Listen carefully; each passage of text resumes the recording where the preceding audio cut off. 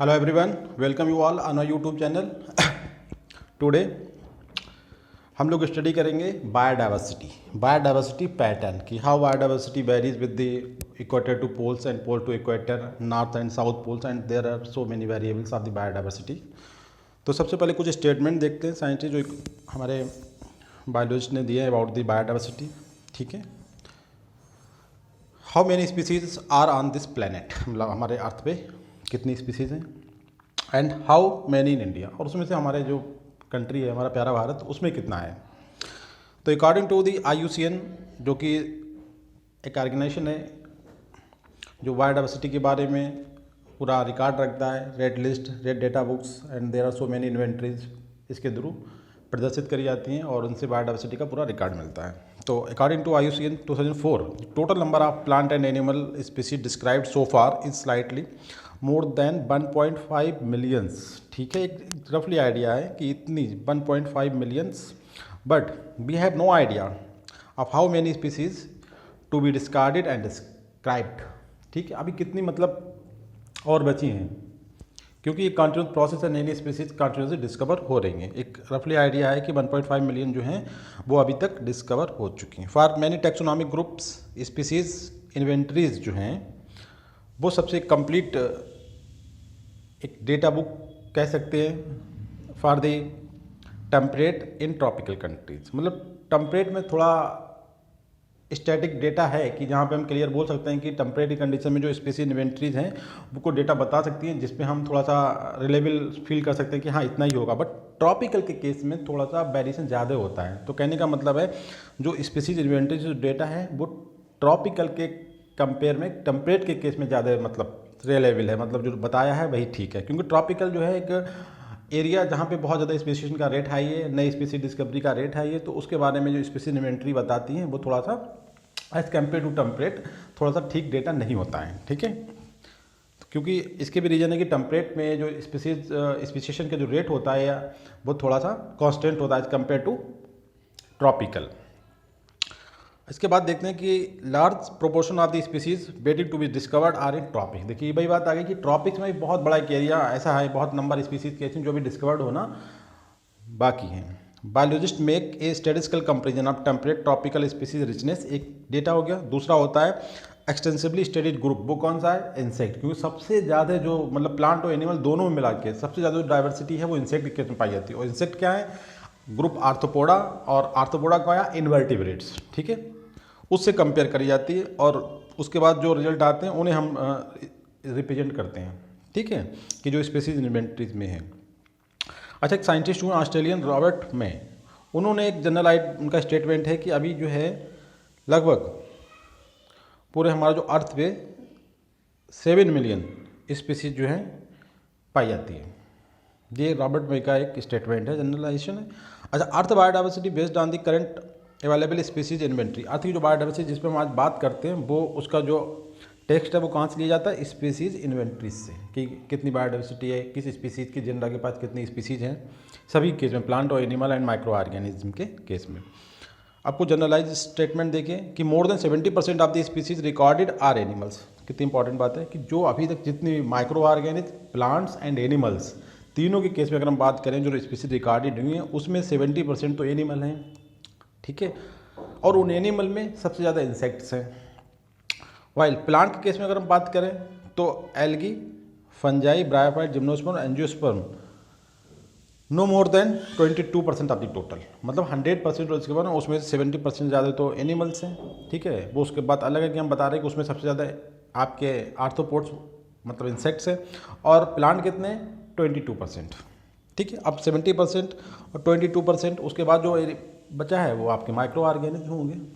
ठीक है, तो एक रफली idea among the animal insect are most species rich taxonomic group. हमने बताया आपको, ये हम बार बार बता रहे हैं कि एनिमल्स के बीच इंसेक्ट, और इंसेक्ट कहाँ से आते हैं, आर्थ्रोपोडा का एक क्लास है, फाइलम आर्थ्रोपोडा में क्लास होता है इंसेक्टा, वो सबसे ज़्यादा है. उन 70% का मतलब एनिमल का 100% हो गया, उन 100% में इंसेक्टा 70% कैरी कर रहा है. ठीक है, और जैसे इतना एक आइडिया दिया कि 10 एनिमल्स की अगर हम बात करें तो उसमें 7 जो है वो इंसेक्ट को बिलोंग करते होंगे. ठीक है, इंसेक्ट डाइवर्सिटी आपको आइडिया हो गया।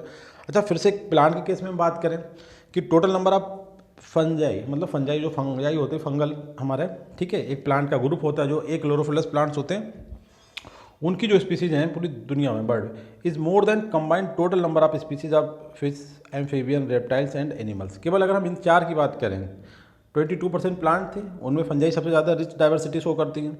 अब फंजाई को हम एनिमल के कंपेयर, मतलब टोटल की डाइवर्सिटी की बात करें तो फंजाई की नंबर ऑफ स्पीसीज है एट ग्लोबल लेवल पे उस वो ज़्यादा है किससे, insect, amphibian, reptiles and mammal. देखो इन्होंने क्या निकाला हुआ है, वर्टिब्रेट के 4 ग्रुप लिए हैं। वर्टिब्रेट में 5 ग्रुप होते हैं, स्पीसीज जिस फिश आती है इसमें, उसके बाद एम्फीबिया, उसके बाद रेप्टाइल्स, उसके बाद एवीज एंड मैमल्स। तो इसमें इन्होंने एवीज को हटा दिया, ठीक है। इन 4 वर्टिब्रेट के ग्रुप से भी ज़्यादा ओनली प्लांट में जो 22% हैं टोटल डाइवर्सिटी के, उसका एक ग्रुप होता है जिसे बोलते हैं फंजाई, ठीक है, वो ज़्यादा होती है। इसका मतलब फंजाई प्लांट के केस में बहुत रिच डाइवर्सिटी शो करती है।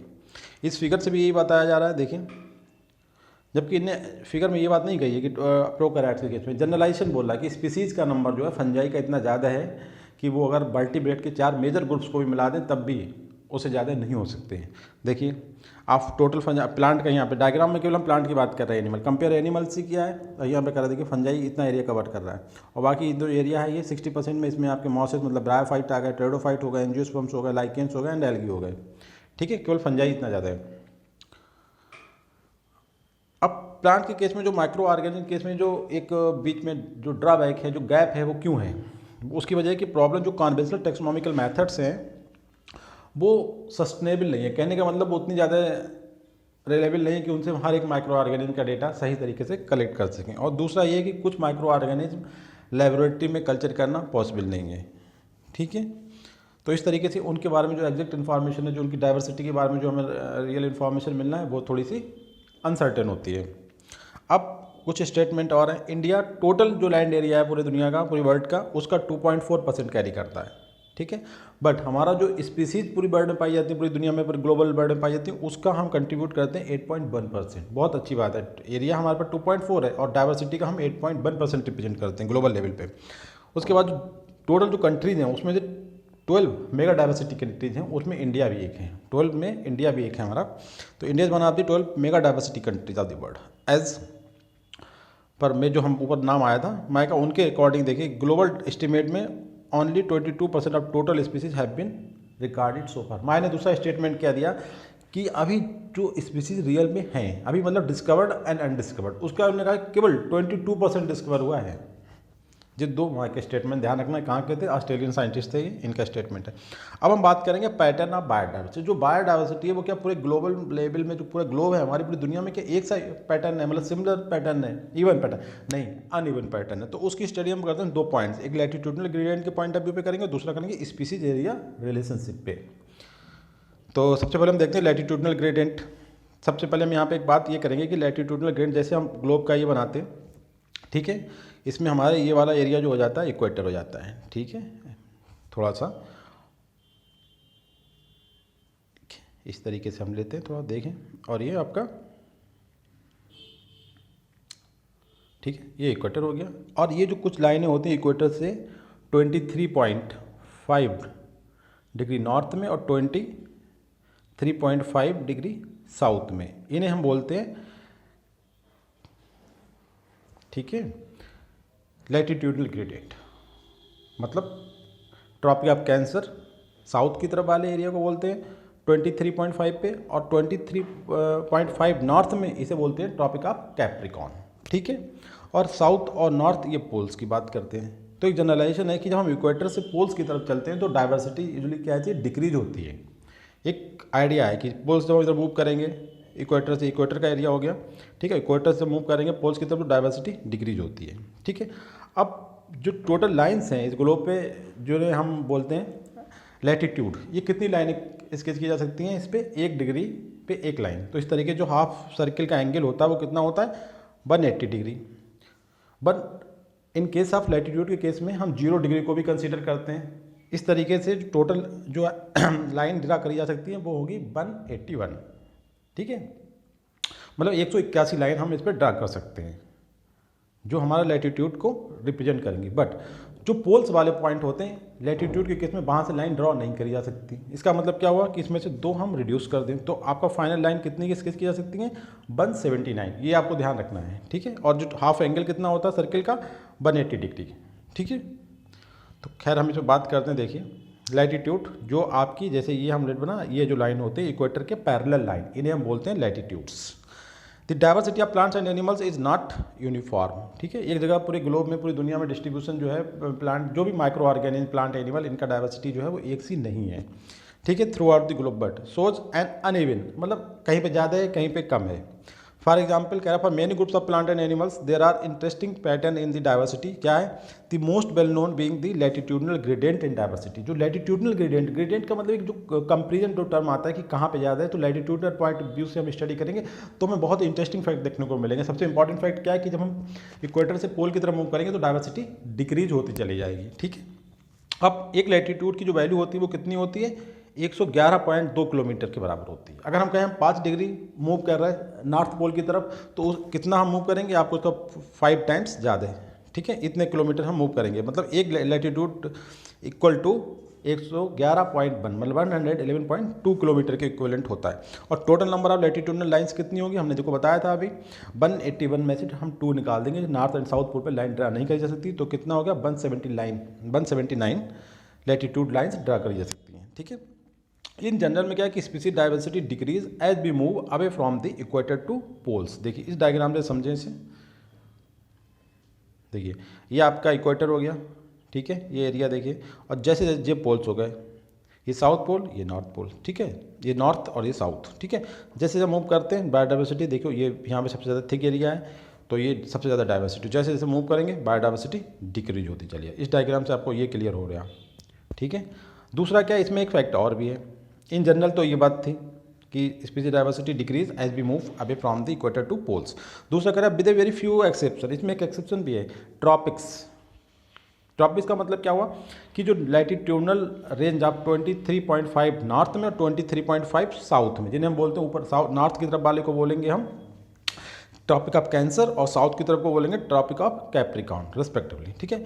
इन एरिया में जो डाइवर्सिटी होती है वो पोल्स के कंपेयर में ज़्यादा होती है, पोल्स और टेम्परेट दोनों कंपेयर में ज़्यादा होती है। इसे आप इस डायग्राम से समझ सकते हैं बेहतर। देखिए ये आपने पूरा अर्थ का फिगर ले लेते हैं हमसे, ठीक है। ये तो आपका ट्रॉपिक्स हो गया, इक्वेटर वाला रीजन, ठीक है। यहाँ की डाइवर्सिटी जैसे हम मूव करेंगे इस साइड के लिए तो ये डिक्रीज होती चली जाएगी, जैसे मूव हो जाएंगे ऐसे डिक्रीज होगी, ठीक है।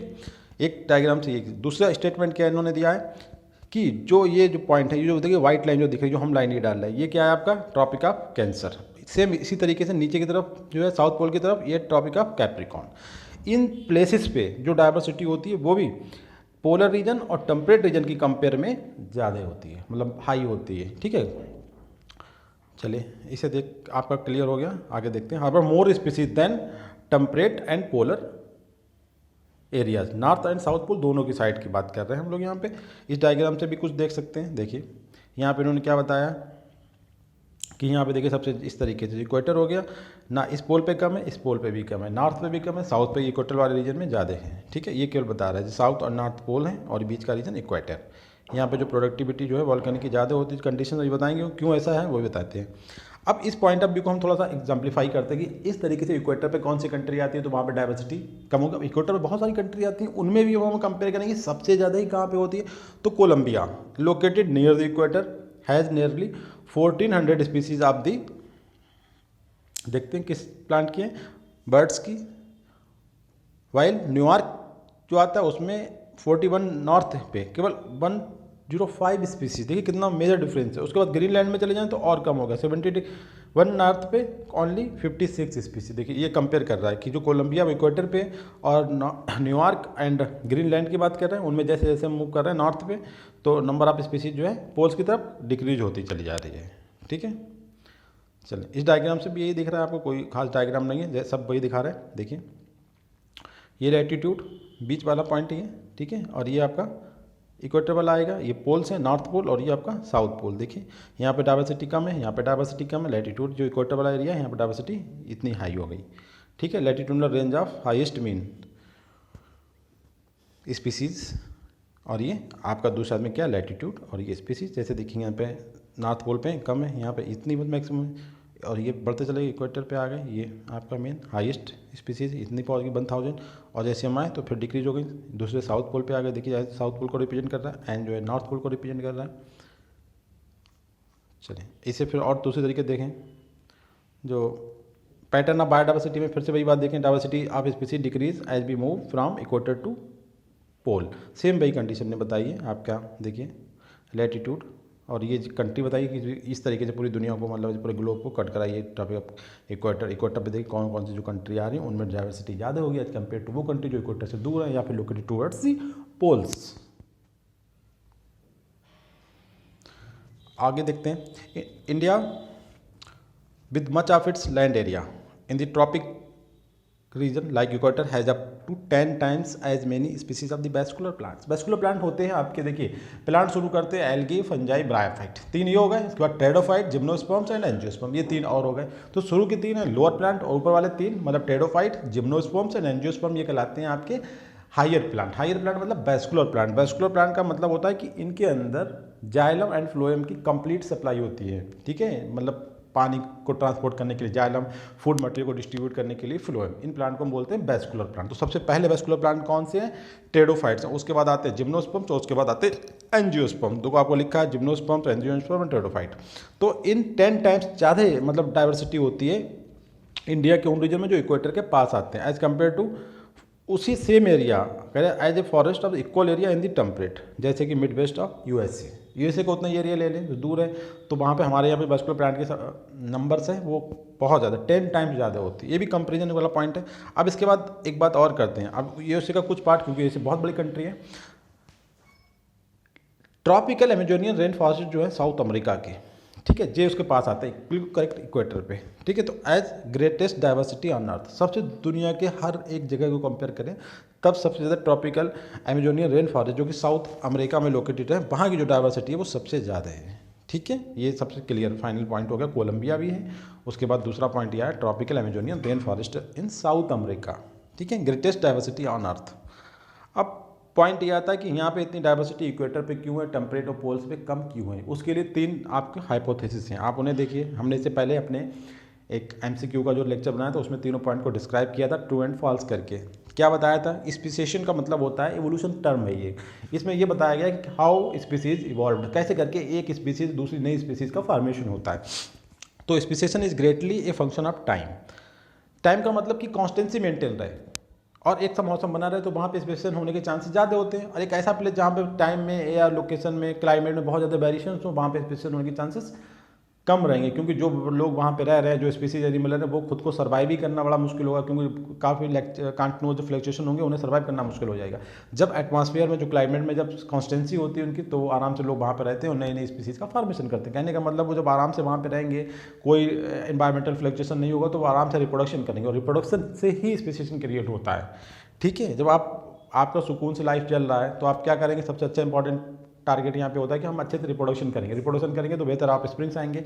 इस तरीके से एनिमल में जब अच्छा स्प्रिंग्स होता है स्पेसिएशन के चांसेस बढ़ जाते हैं। और जब पता चला कहीं पे क्लाइमेटिक कंडीशन ठीक नहीं है तो हमारा वहाँ पे सर्वाइवल मुश्किल होता है, तो हम रिप्रोडक्शन की बात कहाँ से करेंगे, ठीक है। तो speciation is the generally function of time unlike temperate region subject to frequent glaciation. जैसे कह रहा है कि टेम्परेट रीजन में जो होता है वहाँ पे ग्लेशिएशन बहुत होता है, ठीक है। इन द पास्ट में ऐसा रिजल्ट बताते हैं कि पास्ट में वहाँ पे बहुत ज़्यादा ग्लेशिएशन हुआ था, तो वहाँ पे जो स्पेसिएशन था वो मतलब हैटर्ड हुआ, मतलब रुका, बढ़ा, कभी तो उसका मतलब एक स्पीड नहीं पकड़ पाया। जबकि tropical attitudes have remained relatively undisturbed, मतलब ट्रॉपिकल वाला एरिया मिलियंस ऑफ ईयर तक ऐसा रहा बिल्कुल अनडिस्टर्ब्ड, तो स्पेसिएशन के चांसेस वहाँ पे बढ़ गए, ठीक है। दस had a long evolutionary time for species diversification, तो उन्हें स्पीसीज की वेरिएशन करने में, मतलब नई नई स्पीसीज बनने का चांस मिला और उन्होंने एक 10 मिलियन ऑफ ईयर्स तक यही करा कि नंबर ऑफ स्पीसीज वहाँ पे नई नई डेवलप हो गई। दूसरा एक हाइपोथेसिस क्या कहती है कि tropical environment unlike temperate ones are less seasonal. Less seasonal का मतलब कि कम फ्लक्चुएशन हो रहा है एनवायरनमेंट में, ठीक है। ये भी पॉजिटिव पॉइंट है। Relatively more constant and predictable, ऐसा जो एनवायरनमेंट होगा such constant environment promotes niche specialization. Niche का मतलब क्या होता है? The functional status of an organism is known as niche, ठीक है, ठीक है। तो निश स्पेशलाइजेशन के चांस कम मिलते हैं, ये भी वही बात है। जब सीजनल वेरिएशन कम से कम होंगी तो निश स्पेशलाइजेशन सपोर्ट होगा, मतलब ज़्यादा होगा, और इससे क्या होगा? स्पीसीज डाइवर्सिटी बढ़ेगी। तो ये भी एक फैक्ट है, ये भी हो सकता है ऐसा हुआ हो। ये 3 हाइपोथेसिस हैं। तीसरे में क्या कहा जा रहा है कि जो सोलर एनर्जी ट्रॉपिक्स में ज़्यादा रही और उसने क्या करा, इनडायरेक्टली ग्रेटर डाइवर्सिटी में सपोर्ट किया, प्रमोट किया ग्रेटर डाइवर्सिटी को due to maximum solar energy. Equator पे सनलाइट ज़्यादा होती है, ठीक है। इस डायग्राम में क्या कह रहा है देखिए, LDG मतलब लैटिट्यूडनल ग्रेडियंट डाइवर्सिटी ग्रेडियंट, मतलब organic diversity lead to highest near the equator and diminish as we move toward the poles, this pattern is called latitudinal diversity gradient. इसी को बोलते हैं LDG, कि कैसे करके हम जब इक्वेटर से पोल्स की तरफ मूव करते हैं तो बायोडाइवर्सिटी डिक्रीज होती है, ठीक है। उसके बाद फिर इसी चीज़ को देखते हैं एक बार और, latitudinal gradient, ecologist are not certain why latitudinal gradient exist.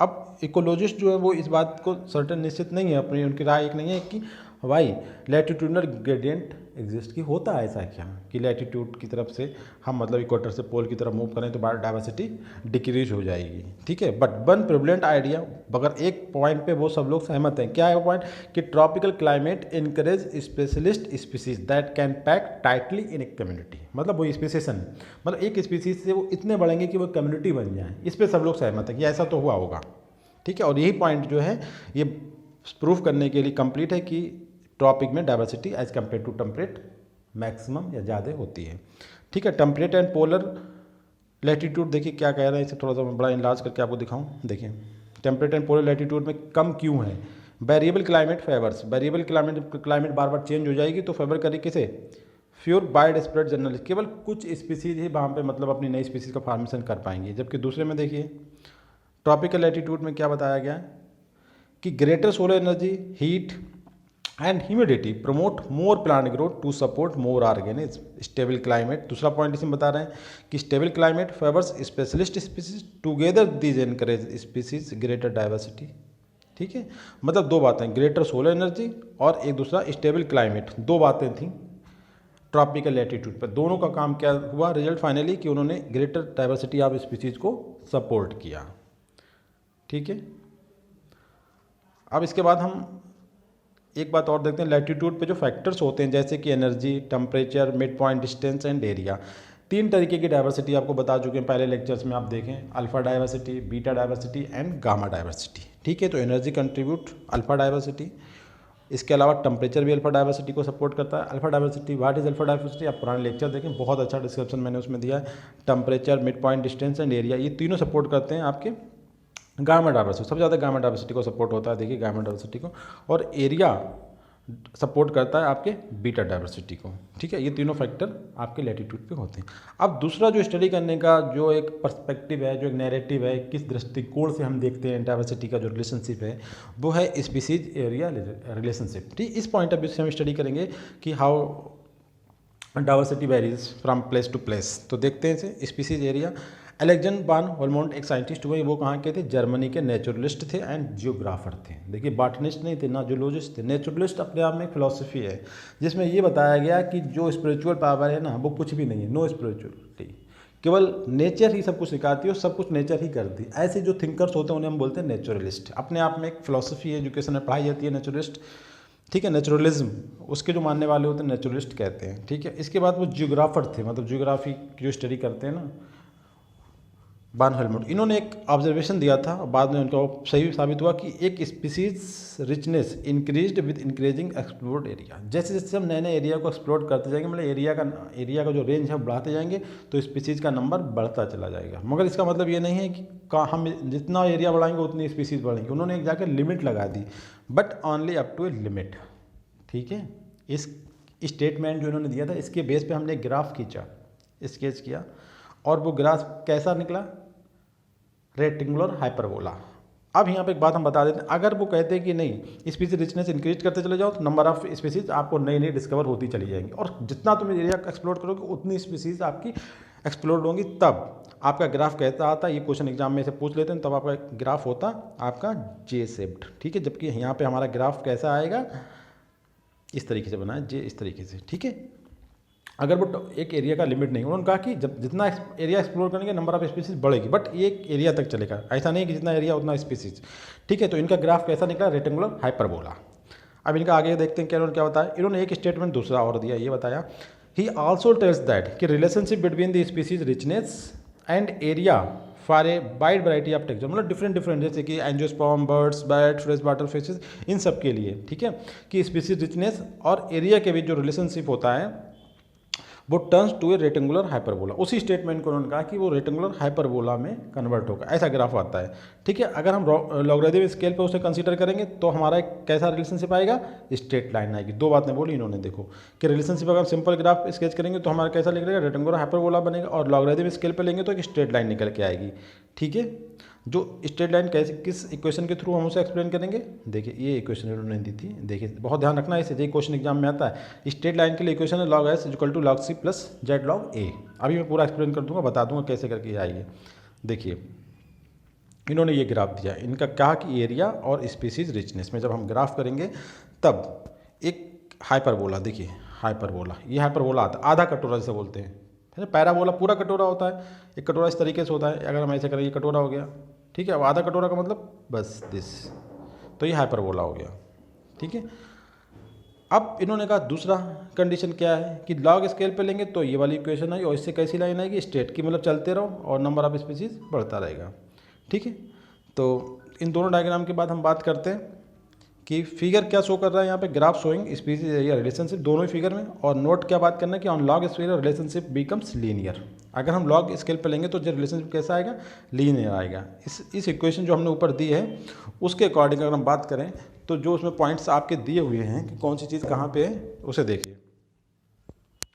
अगर हम इस इक्वेशन को ले लें, आप क्या ये वाला equation log s equal to log c plus log z a, तो इसमें कौन सी जो वैल्यू है किसे रिप्रेजेंट करती हैं, देखिए एस जो होता है वो स्पीसीज रिचनेस को रिप्रेजेंट करता है, ए जो है एरिया को रिप्रेजेंट करता है, और जेड जो होता है स्लोप ऑफ लाइन, जिसे हम रिग्रेशन कॉफिशिएंट भी, रिग्रेशन कॉफिशिएंट होते हैं जब बायोलॉजिकल जो होता है ना, बायोस्टैटिक्स में जब हम किसी डेटा का एनालिसिस करते हैं तो उसमें हम सी निकालते हैं, एस निकालते हैं, इसी तरीके से एक रिग्रेशन कॉफिशिएंट निकाला जाता है, ठीक है। तो अपने, और ये रिप्रेजेंट करता है स्लोप ऑफ लाइन, लाइन का जो ढाल होता है उसको बताता है, और सी जो होता है बाई इंटरसेप्ट की बात करता है, ठीक है।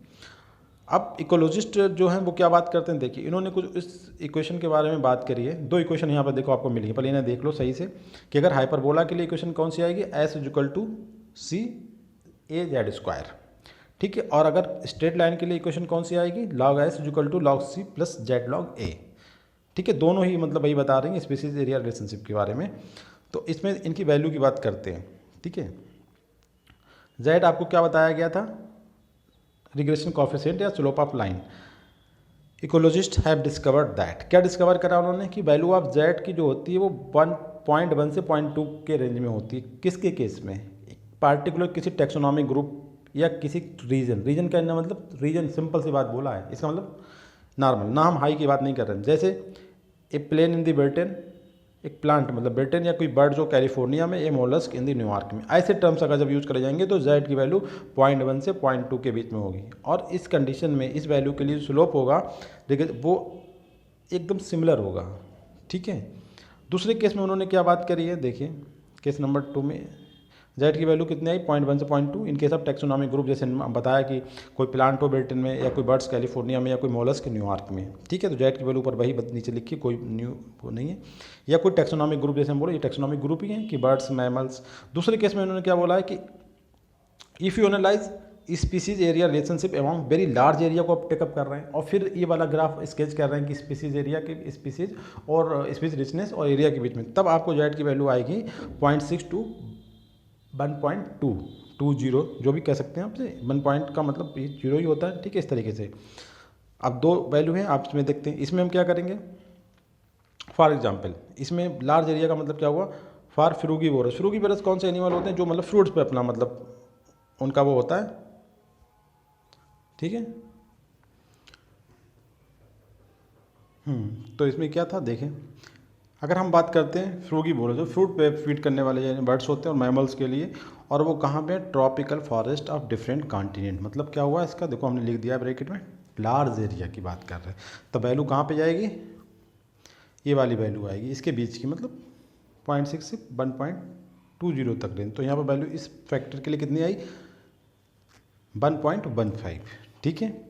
अब एक दोबारा से इसका एक्सप्लेनेशन देख लें, दोनों के केस में कैसा आता है, देखिए इससे आपका पूरा क्लियर हो जाएगा सिस्टम। एक्सप्लेनेशन लिखा है, वैल्यू ऑफ जेड मतलब रिग्रेशन कॉफिशिएंट या स्लोप ऑफ लाइन।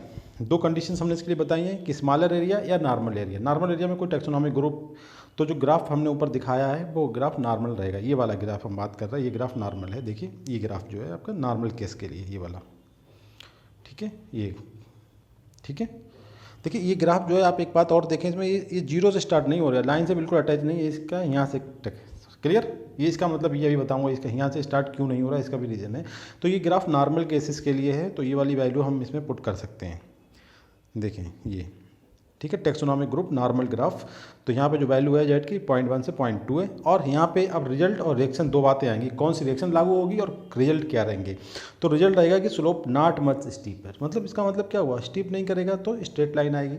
ठीक है, कहने का मतलब ये जो बात हम कर रहे हैं, ये देखें ये वाला, ठीक है।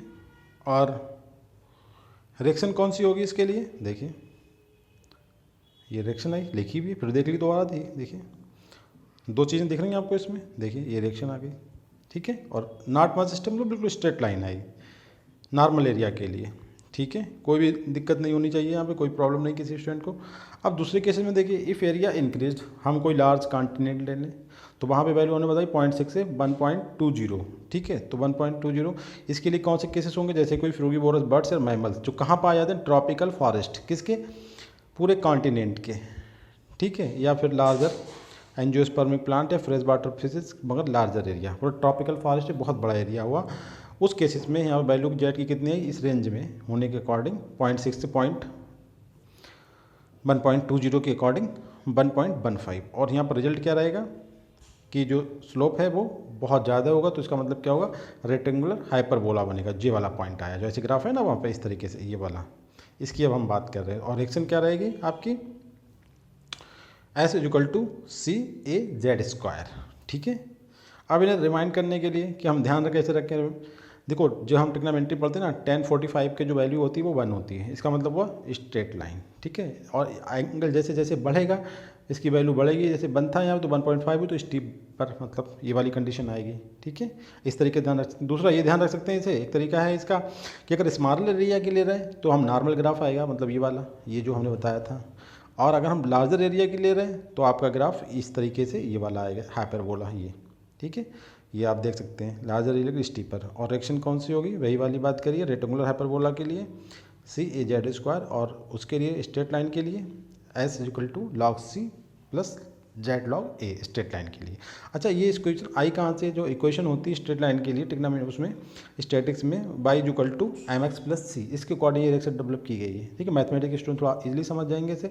यहाँ पे वही बात है, ए एरिया है, C equal to Z by intercept पे है। इट मीन दैट ग्राफ में मतलब कहाँ से स्टार्ट हो रहा है, इसका मतलब ग्राफ जीरो से स्टार्ट नहीं हो रहा है। सी इसलिए आया, बाई इंटरसेप्ट को रिप्रेजेंट करता है, और एस जो होता है वो स्पीसीज रिचनेस को रिप्रेजेंट, ये ध्यान रखना है, ये इंपॉर्टेंट है। एक जहाँ पूछे जाते हैं कि in this equation A represent what and C represent what and S represent what. तो एस रिप्रेजेंट करता है स्पीसीज रिचनेस को और सी रिप्रेजेंट करता है आपका बाई इंटरसेप्ट को। मतलब ये ग्राफ जो है जीरो से स्टार्ट नहीं हो रहा। मैंने पहले भी आपको बताया था कि ग्राफ जो हम देखेंगे, इस ग्राफ को देखिए, इसकी लाइन बिल्कुल जीरो से स्टार्ट नहीं हो रही बल्कि यहाँ से हो रही है, ठीक है। एक पॉइंट है इसका यहाँ पे, ठीक है, ये देखिए ये बिल्कुल लाइन से टच नहीं कर रही है, ठीक है। तो बाई इंटरसेप्ट की वैल्यू इस तरीके से बात करेंगे हम, ठीक है। इस तरीके से ये लेक्चर आपका पूरा स्पेसिफिक बायो पैटर्न कंप्लीट होता है। Thank you very much guys.